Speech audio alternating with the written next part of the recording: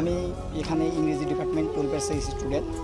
তো আমাদের এখানে যে ঝামেলাটা হয়েছে, এখানে অ্যাকচুয়ালি আমাদের কর্মসূচি ছিল অবস্থান কর্মসূচি। আমাদের উদ্দেশ্য ছিল আমরা মডার্নে গিয়ে অবস্থান করব।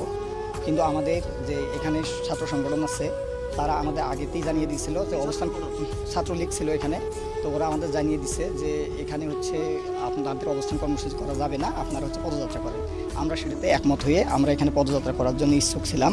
কিন্তু তারা পরবর্তীতে আমাদের আরও ফোর্স করে আমাদের যে সবার সাথে কথা ছিল আমরা হচ্ছে পদযাত্রা করে চলে আসব। কিন্তু আমাদের যখন ক্যাম্পাসের গেটে যখন চলে গেছে, তখন ছাত্রলীগ সহ বাকি স্যাররা যারা আছে তারা আমাদের হচ্ছে বাধা প্রদান করছে।